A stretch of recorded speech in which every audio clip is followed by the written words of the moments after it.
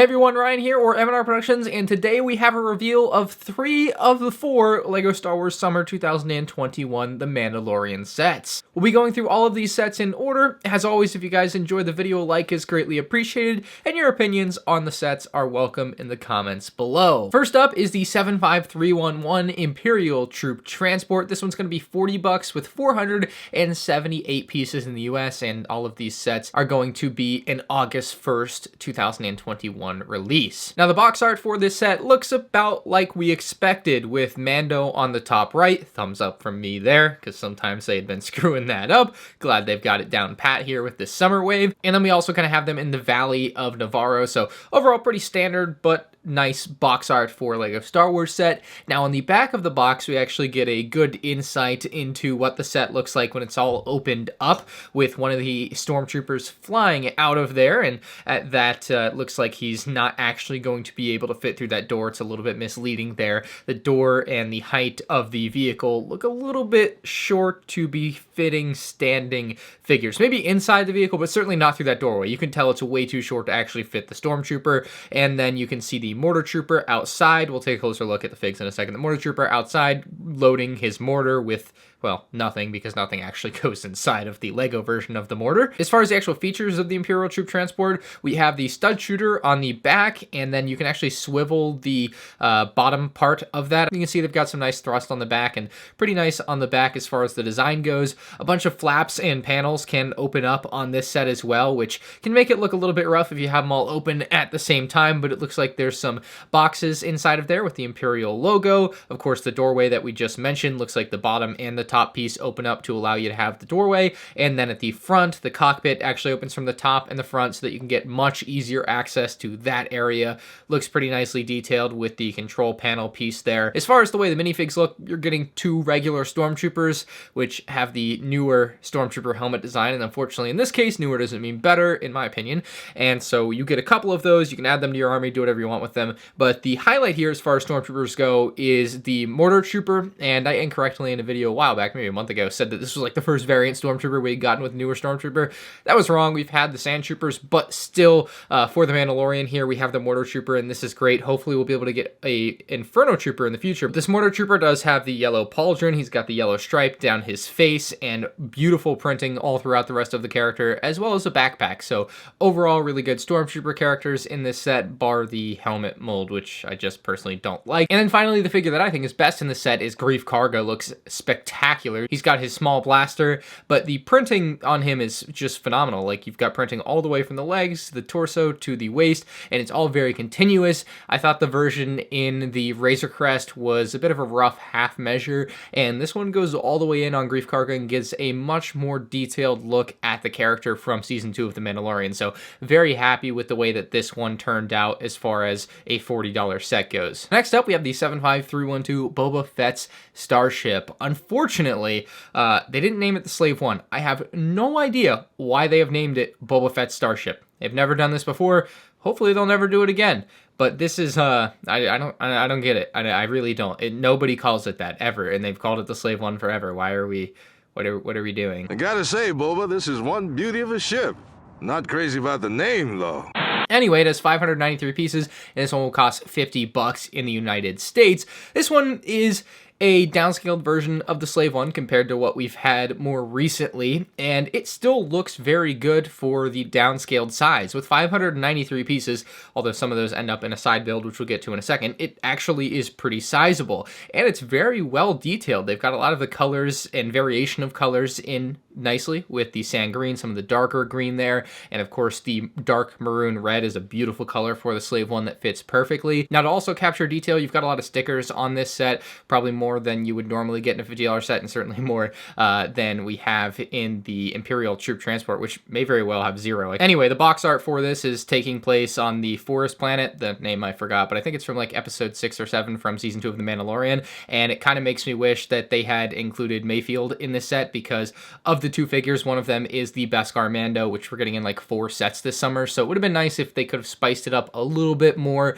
with this particular set. It just would have fit and been really awesome to have, but nonetheless, another Beskar Mando. If this is the only Mandalorian Season 2 set you're buying, then congratulations, you lucked out and got a Beskar Mando in it. But for the rest of us who are really buying a lot of sets, probably you're really wishing that this had something different in it. Now, on the flip side of that, the other figure in the set is Boba Fett, and this is one that I have a lot of mixed feelings on. On one side, it's Boba Fett, and that's great, and, like, really exciting. I'm glad that they were able to deliver a Mandalorian Season 2 Boba Fett on what I assume would be somewhat short notice for LEGO compared to what they would normally work with for designing figures and whatnot. But, that being said, this figure falls short as far as, like, actually looking like it should, because the reality here is this is supposed to be the newer version of Boba Fett, and if it's the newer, repainted version of Boba Fett, then it's very obvious, if you watch the show, that his torso, like the chestplate armor, and the helmet are the exact same color. So the helmet should be dark green, and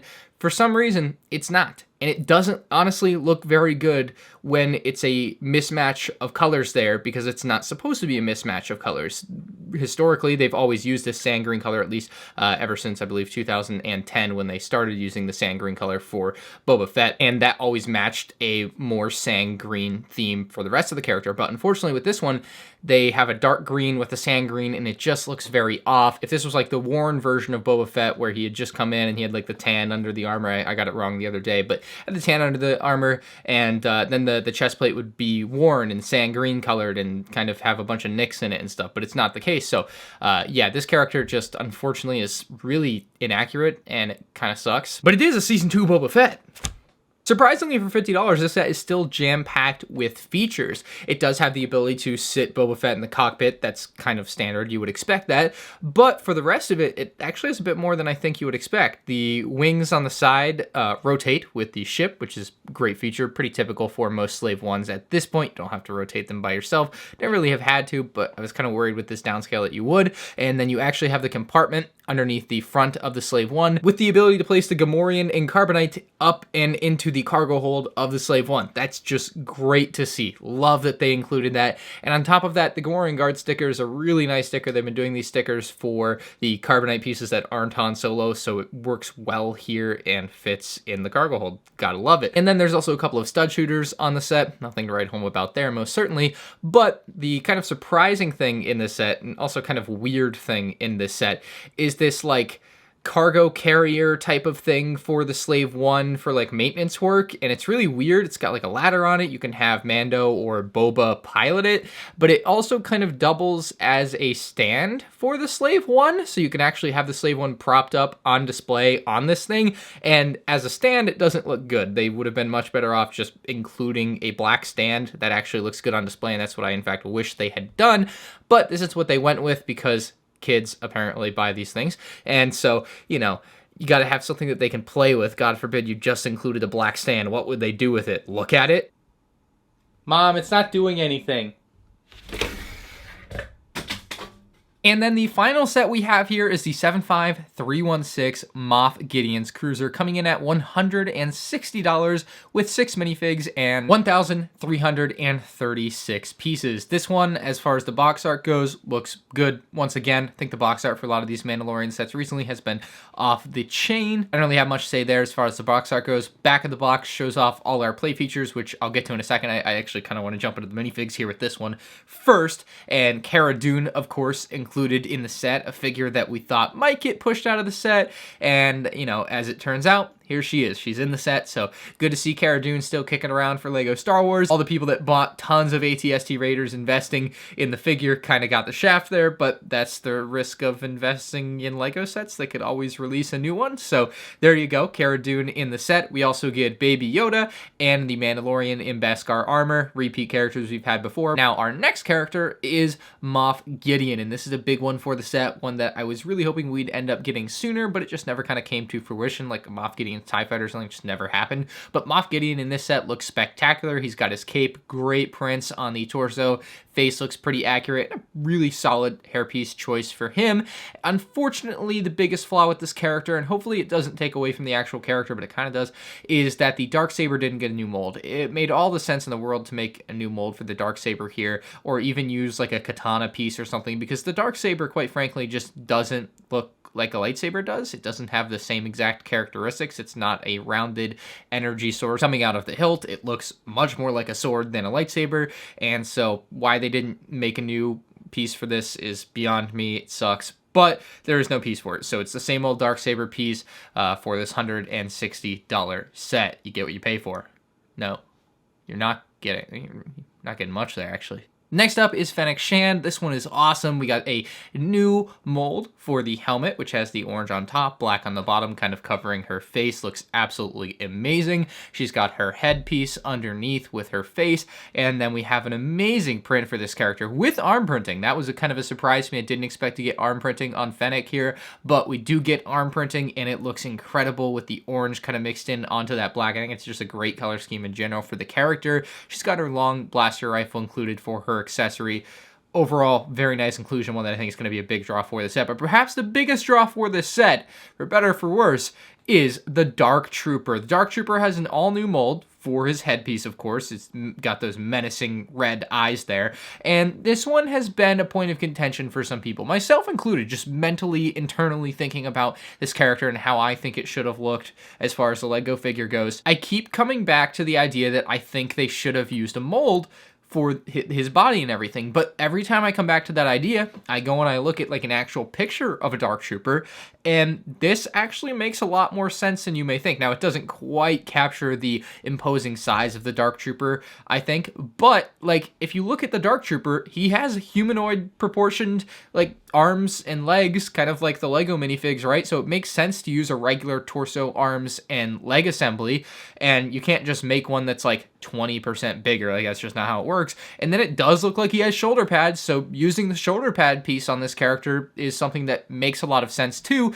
The only thing that kind of throws me off about that is it's the same design as Wrecker, which is a little bit weird, but if you forget about that, the character looks as accurate as I think you could hope it to look. But it's just one of those characters that I think no matter what doesn't translate super well to Lego, even though they've done a great new head mold for it. But like, I don't know, getting that robotic look of the Dark Trooper to translate onto a Lego figure, which is so synonymous with humans, is difficult and, dare I say, a near impossible task, and it's no fault of the designers that this one just ends up looking a little bit goofy to some people, myself included. And while I have seen some people complaining about the engines, I kind of disagree there. I think they actually came out pretty well, and you have the thrust at the back, so I don't know. I think that those are fine. We actually have little TIE Fighter compartments on the side of the set as well, which is a really neat way to hide the little mini TIE Fighters in the side there, and they have a printed 1x1 tile piece for the windshield cockpit of the TIE Fighter, so that makes a lot of sense and looks pretty good. You can also shoot TIE Fighters out of the front of the Moff Gideon's cruiser, which is a wonderful feature. Absolutely love it. I was really hoping that it would make it into the set,